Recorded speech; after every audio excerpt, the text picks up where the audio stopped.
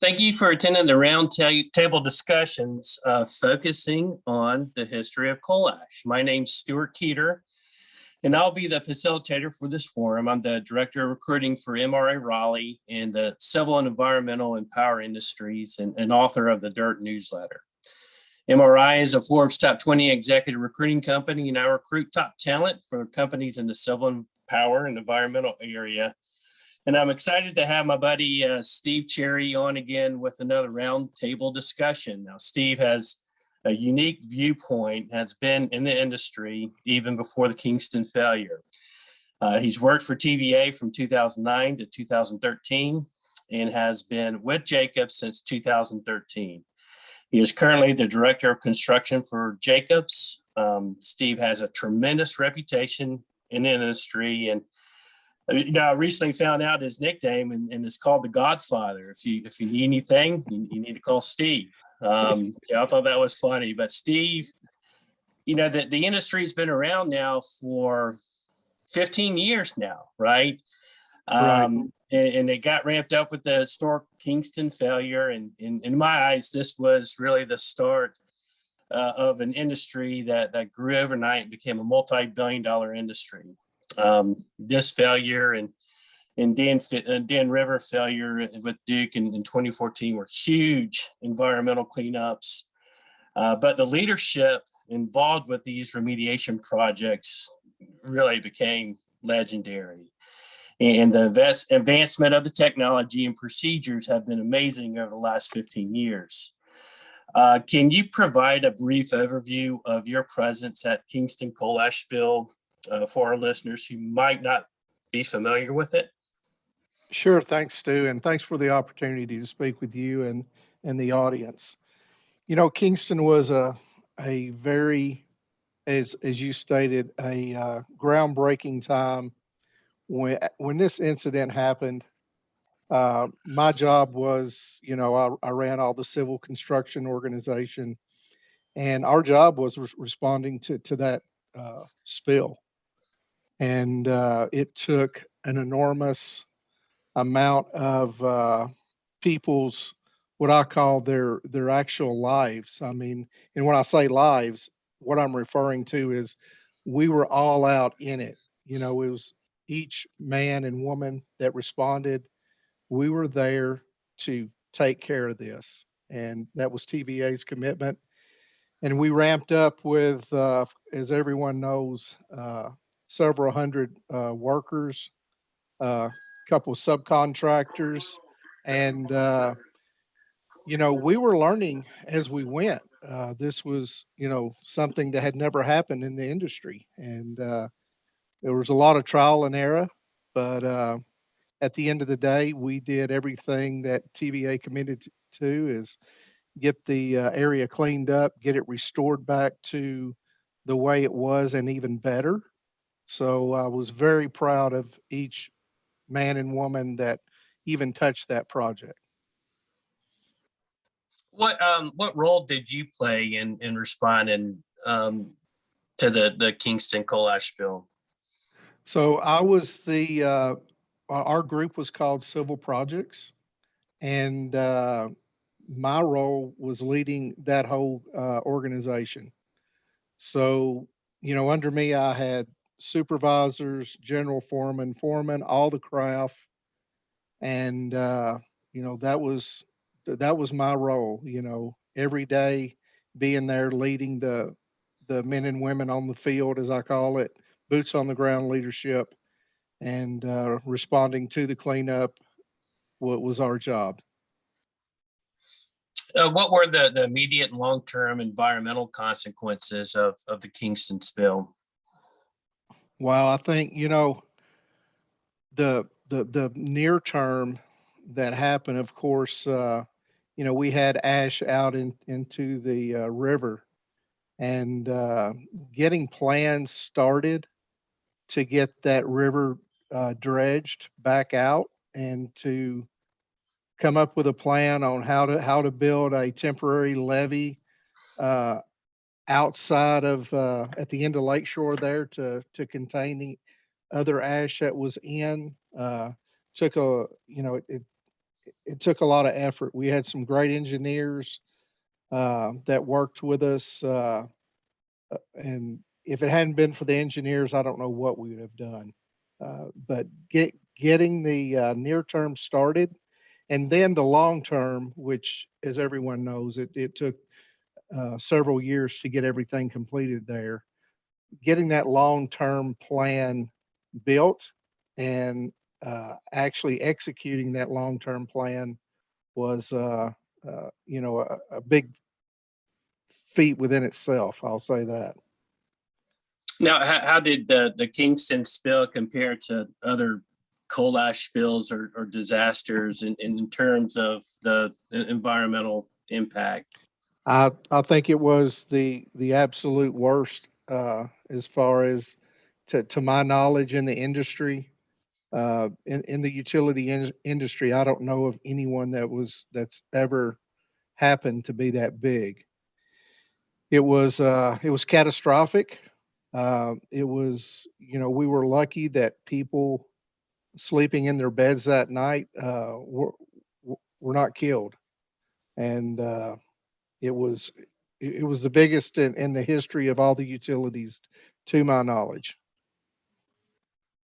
Now, this is a loaded question here, but what regulations or policies were in place at the time of the Kingston spill, and how have they evolved over the years? Yeah, it was a very unregulated area within the utility world itself. And what came out of it, I find quite fascinating because what it did, it forced utilities to start regulating themselves in a manner to be responsible. Of course, EPA stepped in and was a lot of guidance on that. But I think the actual good, and it wasn't a good thing, but I'll say it like this: the thing it created was utilities had to be responsible for themselves, and with the guidance of the EPA, uh, it forced them to actually do that. Because you look at some of the other big pond closures that's been done since Kingston, um, it's forced the utilities to figure out ways to fund it, but to get those ponds closed out and actually go to the what we call the dry method, which you see at examples like there at the Kingston fossil plant.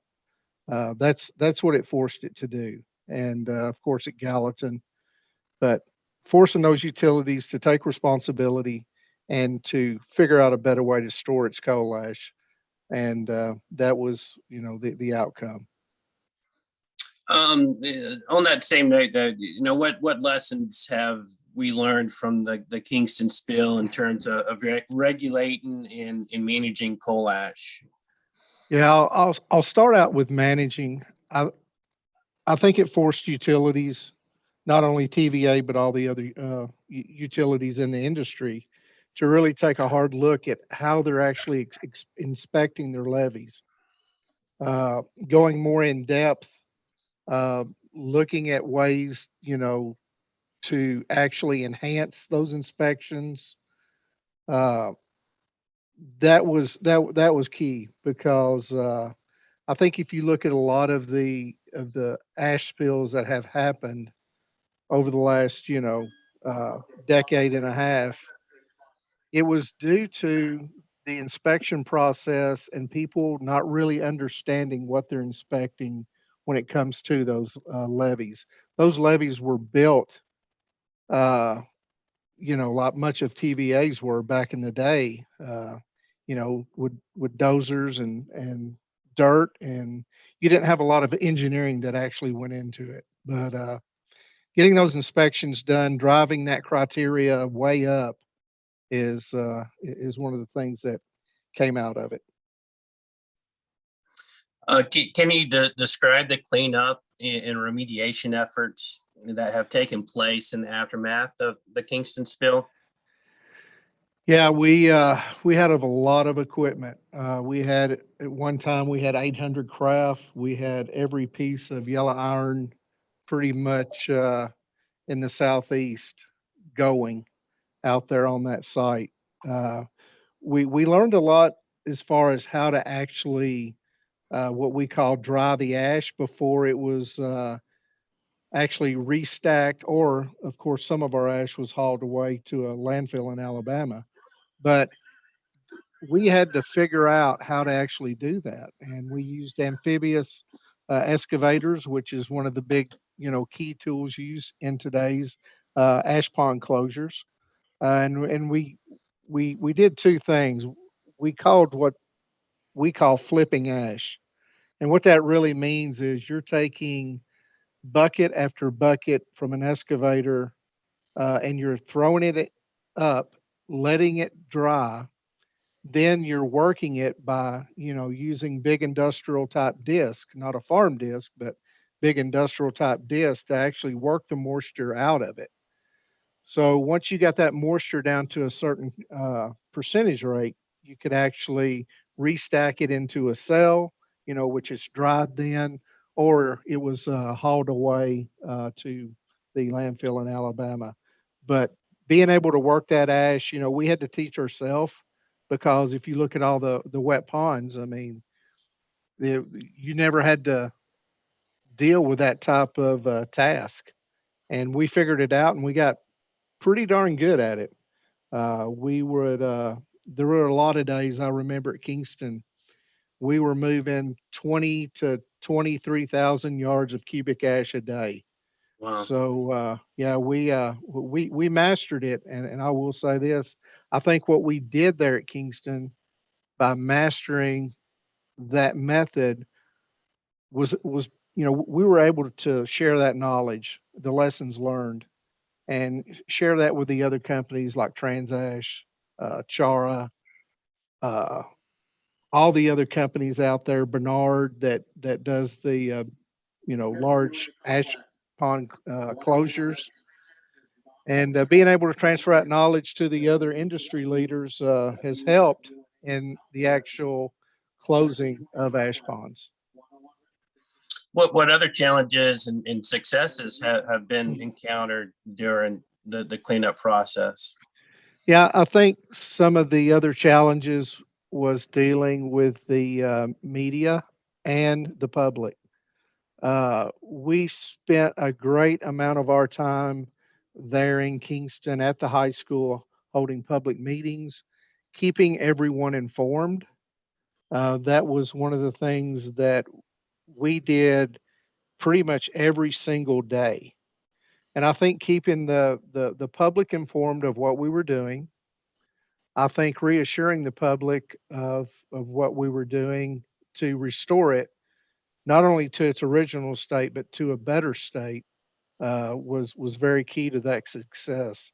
If you look at how Kingston was left, you have public soccer parks, you have an area there on Lake Shore that is a beautiful viewing point that people can go and look. You have picnic areas, and we took that whole area that was completely devastated and turned it into a really good recreational area for the citizens of Roane County.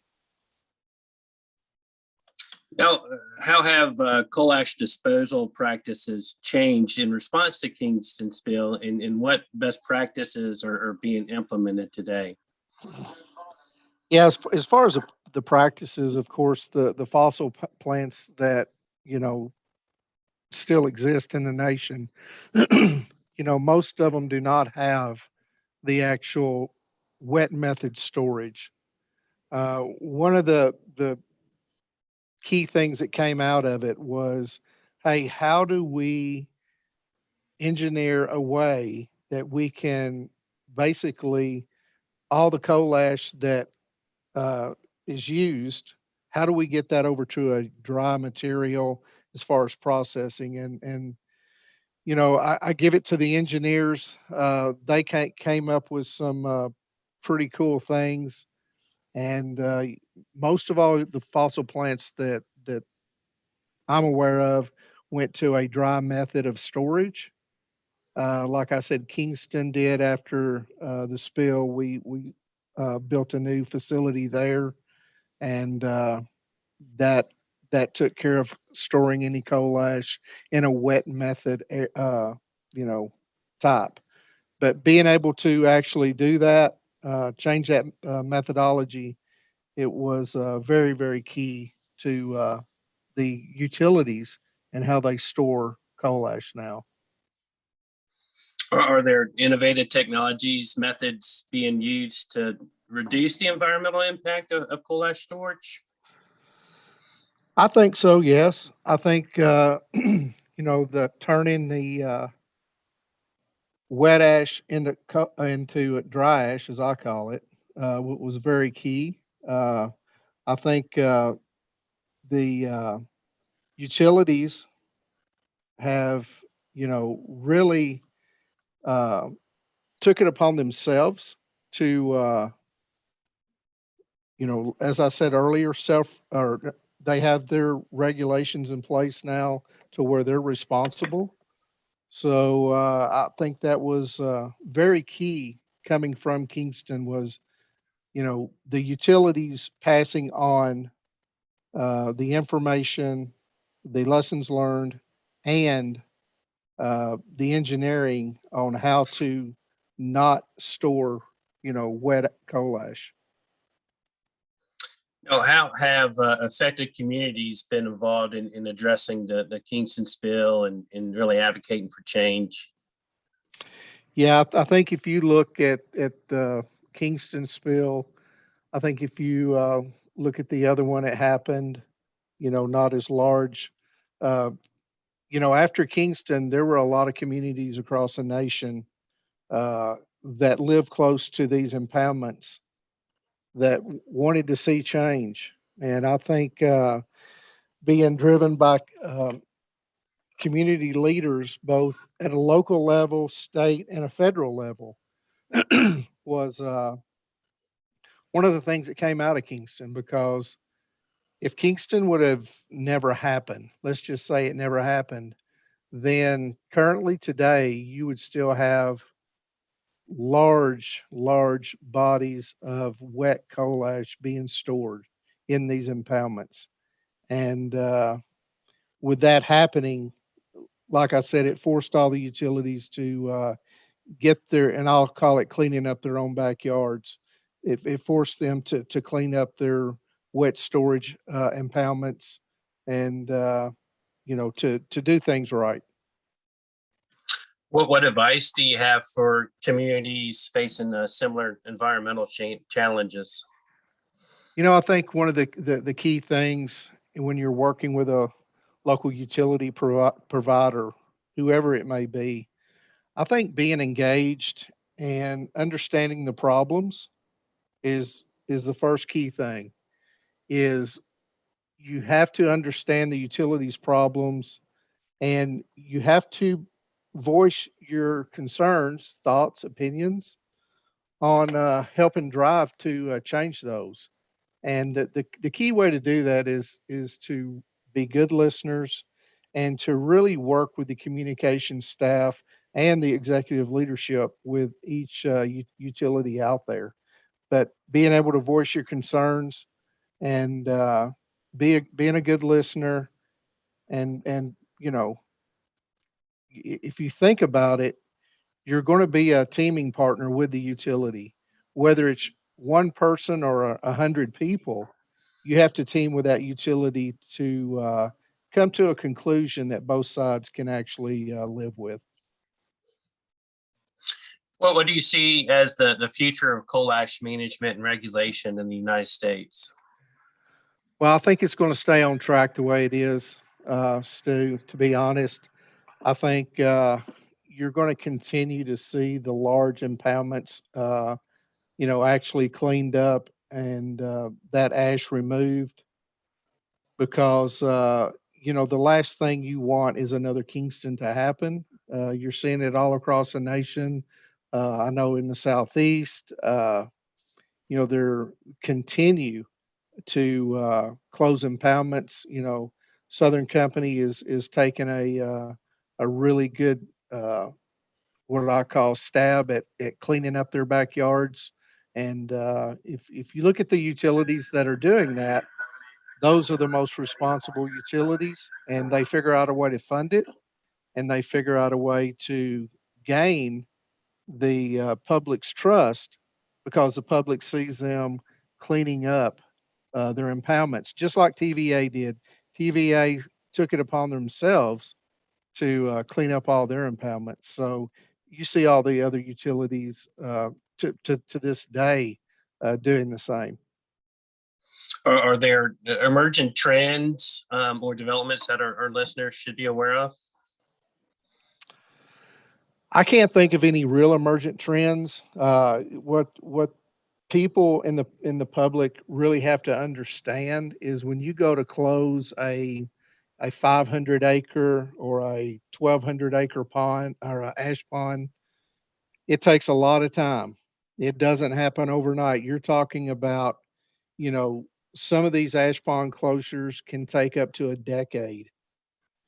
So, it's something. Once a plan is in place, it's going to be a project that takes, what I'll say is a minute, and just continue.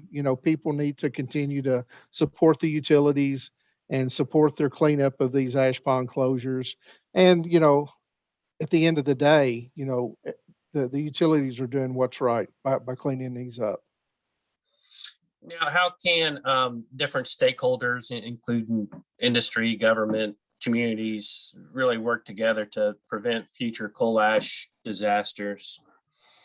Yeah, I think that goes back to working with the utilities at both local, state, and federal levels, being involved with their local utilities.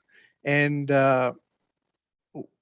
if there's an ash pond, that has closure that, hasn't started, you know, helping the utilities figure out funding, uh, helping the utilities to get this raised up on its radar.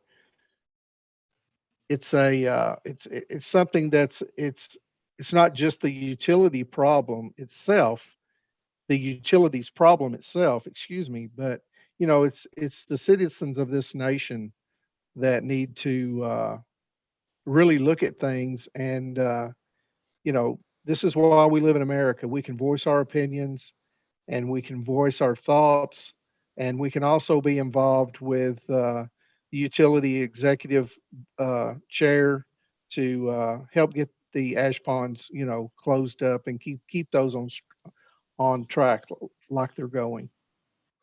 Are there any success stories or examples of efforts to mitigate coal ash risk? I think what came out of Kingston uh, really forced these utilities to take a hard look at the environmental impacts that happens when a levee or impoundment, fails. And I, th- it's I think that the things that happened, I think the people, the engineers, the workers, the citizens, it was a big impact, and I think everyone just needs to stay on course, working with the utilities to continue down this same road we're going. Now, Steve, just kind of wrapping up here, what has been the most significant lesson or insight you gained from your involvement in the coal ash world, particularly after the Kingston spill? Well, I think the biggest impact to me was, actually in that area, getting to know the people. The people were very important to me, and I still have relationships with them, even though I work in Las Vegas.